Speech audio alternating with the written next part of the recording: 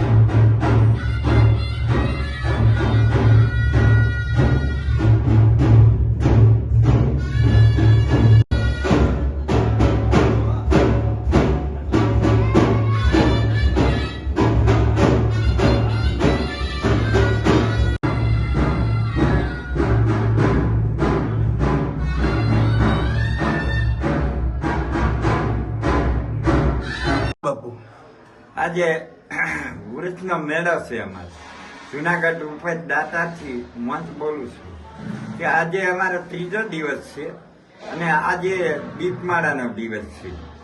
દીપમાળા બોલે, કોઈ મહેંદી બોલે ને આજે બહુ સરસ આનંદનો દિવસ છે। ત્રીજો દિવસ છે આજે અમારી આ દીપમાળા મહેંદી બોલે છે અને અમારી જગ્યાની અંદર આ આપણી જે જ્યોતિ છે કાયમને માટે આ 24 કલાક વર્ષોથી અખંડ હાલી આવે। એ જ્યોતમાંથી આખી મીણબત્તીઓને બીજા પ્રગટાવી અને આખી જગ્યામાં જર્જરતી જગ્યા થાય છે અને આખી જગ્યા ધમધમતી થઈ ગઈ। અમારા બધા ભાઈઓ, સેવકો, પોલીસ ખાતે દરેક વ્યક્તિ આવે, બધી જ્ઞાતિને આવે અને બધાએ આ જ્યોત પ્રગટાવે છે અને બધાએ લાવો લે છે અને બધાને ખૂબ આનંદ આવે છે। અને આજનો દિવસ તો બહુ મોટો છે, તો અમારે આજે હાથાકીનો શીરો હોય, કાજુ, બદામ, કિસ્તી, એ બધી વસ્તુ મહાપ્રસાદ બધાને આપી છે અને ફ્રૂટનો પ્રસાદ હોય, દરેક વ્યક્તિ પેટ ભરીને ખાય એટલી પ્રસાદ આપે છે અને આજનો દિવસ બહુ સરસ। બધા પેટ ભરીને પાછું બધું મિષ્ટાન હોય, અમારે ચોખા ઘીનું આઈનું હોય, બધા પેટ ભરીને ખૂબ જમે છે અને બધા ધન્ય બને છે અને બધાને ખૂબ આનંદ આવે। મહેમાનો છે, પોલીસ ખાતું છે, એમ કે બાપુ એટલા પાળમાં છે જો 24 કલાક જમતું હોય તો આ જો આપણે એક રીતે તો કમાલ થઈ કહેવાય કે રાત્રિ અહીં જમાડું 24 કલાક એટલે દી આખો તો ઠીક કે નખર 2 ટાઈમ જમાડે, બપોરે ને સાંજે ક્યાંય પણ। એને બદલે કે આપણે અહીં 1 કલાક બંધ ન હોય, રાતના 2 વાગે આવે નહીં જમે ને 1 વાગે આવે નહીં જમે અને દિવસ આખો સારું, રાત આખી સારું। તો દાતારની એવી કરામત છે ને અમારો ડુંગર એવો સરસ છે કે જેવા રહ્યો સતથી રહ્યો તો આ ડુંગર અવાજ આપે, પથરા બોલે ને અવાજ આપે છે, એવો તો અમારો ડુંગર છે। ઠેઠ ઉપર નવનાથ છે, ધૂણા કહેવાય છે, ત્યાંથી ગામ લગી અમારું પટેલ બાપા આશ્રમ છે, ત્યાં લગી આખો ડુંગર આ જર્જરતો ગણાય છે અને અમુક સમય તો એનું સત કેવડું દેખાય છે, પણ એવું તો કોઈક ભાગ્ય કોઈક વ્યક્તિ હોય એ જ ઓળખી શકે। કાશ્મીરી બાપુ અહીં રહેલા હતા માતાજી, તો એ આ જગ્યાને બહુ ઓળખતા નામ નજીક હતા તેની, કે અમે જ્યારે કેરોસીનના ફાનસ કરીને ગાયું દોતા, મેં પોતે જ ગાયું દોયેલી કેરોસીનના ફાનસ કરી. હવે એ સમય એ રહેતા અને અટાણે ત્યારે તો ઘણો ફરક થઈ ગયો છે. પણ એ આ જગ્યાને ઓળખતા એની માથે દાતાની ખૂબ દુઆ હતી. તો એ ઠેઠ લગી પાર પડ્યા અને અખંડ પાર પડ્યા. એવું તો કોઈ તપ કરી નહીં શકે. અને અમે આજે બટેલ બાપા ભેગા એટલા વર્ષો રહ્યા, મનુ બાપુ હતા, પટેલ બાપુ હતા, કેરોસીનના ફાંસ કર્યા તો કેટલા દિવસ વયા ગયા હોય અને ત્યારે એવી રીતની ગાયું દોઈ હોય. તો અત્યારે તમારી જગ્યામાં અમને એમ થાય કે અહીં સિટી બની ગયું છે. રાત્રે તો આખી જર્જરતી જગ્યા દેખાય ને એમાં આજનો દિવસ બધી જોતથી દીવડા પ્રગટીને આખી જગ્યા જર્જરતી છે ને બહુ જ આનંદનો દિવસ છે. પછી ગુરુવારે અમારે સમાપ્ત થાય છે, કાલે છેલ્લો દી રહે. ગુરુવારે સવારે બધું બંદોબસ્ત બધું ભાગવાનું છે અને બધા ખૂબ આનંદ આવ્યો, બધા ખૂબ ખુશી થયા. મોટા મોટા બધા સાહેબો આવ્યા હતા, દરેકને બધાને ખૂબ આનંદ આવી ગયો અને બહુ ખુશી થયા. જય દાદા. હા જ્યોતિબેન. જૂનાગઢના પૂર્વ મેયર જ્યોતિબેન વાછાણી, દાતારના સેવક તરીકે આજે હું ઘણા વર્ષોથી આ ચંદનવિધિમાં આવું છું, પણ ચંદનવિધિમાં હાજર નહોતી. તો આજે દીપમાલાનો કાર્યક્રમ છે.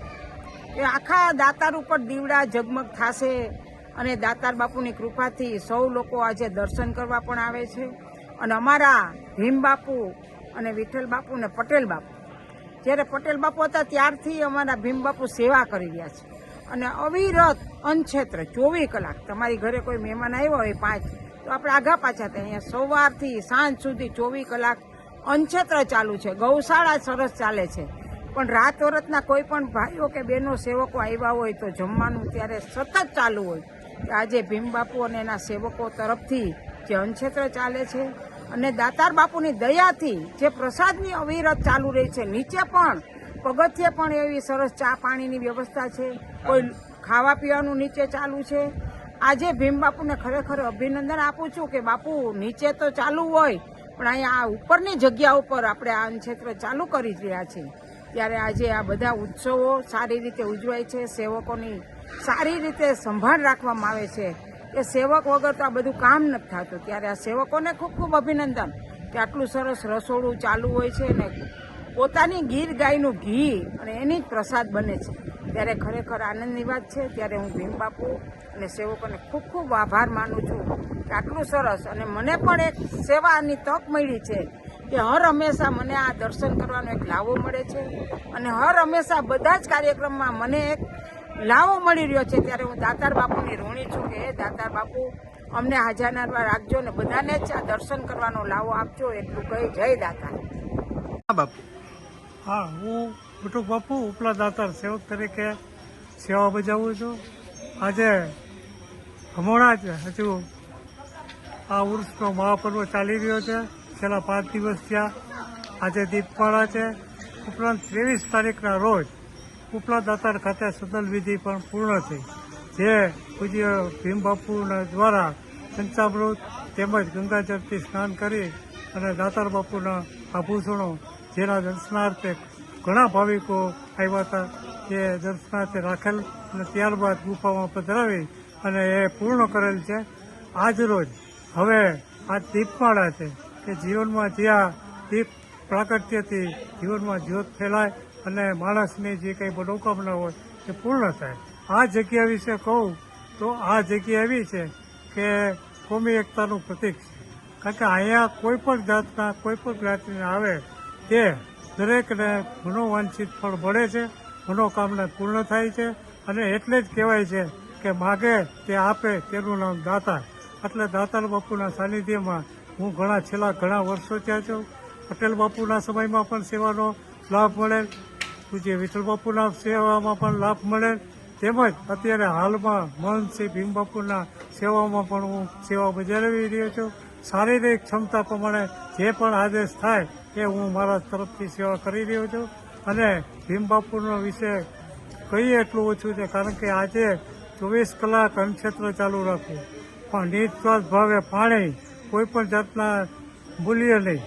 અને એક જ એવી જગ્યા છે દાતારની કે જ્યાં તમને સીડી ઉપર ગમે ત્યાં પાણી એમને મળી જાય, નાસ્તો મળી જાય. અને ઉપરાંત એમના ભીમ બાપુના નિષ્ઠામાં એમના આદેશ અનુસાર નીચે પટેલ બાપુ આશ્રમ પણ ચાલુ કરેલ. પટેલ બાપુ આશ્રમમાં ખાસ તો શું છે કે ત્યાં કોઈ પણ યાત્રિકો આવે પછી પરિક્રમા હોય, શિવરાત્રી હોય, પટેલ બાપુની તિથિ હોય કે ઉર્સનો મેળો હોય, દરેક જગ્યામાં માણસો જેટલા આવે તે ત્યાં આવે છે. ફળાથી જે કોઈને ફળાર હોય તેને ફળાર આપવામાં આવે છે. ઉપરાંત તેને બુંદી, ગાંઠિયા, નાસ્તો, ચા તે આપવામાં આવે છે અને ત્યાં લોકો વિશ્રામ લે છે, આરામ કરે છે.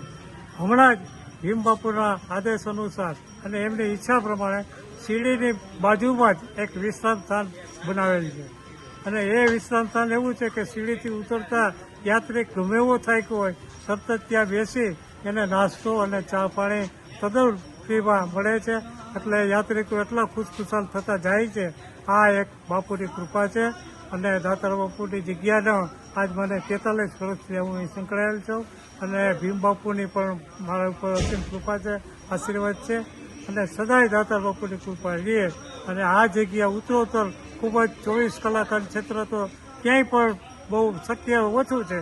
અહીં તો 24 કલાક અને હાલમાં ભીમ બાપુ તરફથી જે કાંઈ ફળાર કે મહાપ્રસાદ આપવામાં આવે એનાથી યાત્રાળુ એટલા ખુશ થાય છે. એમને બધાને ખાસ ખાસ વંદન, ભીમ બાપુને વંદન, પટેલ બાપુ, વિઠ્ઠલ બાપુ, દાતાર બાપુને વંદન. અસ્તુ, જય દાતા, જય ગિરનારી. આ તો એની કૃપા છે, નહીંતર બધાના કિનારો હોય નહીં. આજના આ ઉંમરે પણ બાપુની અસીમ કૃપા છે. એ બદલ સર્વેને ધન્યવાદ. જય દાતા, જય ગિરનારી.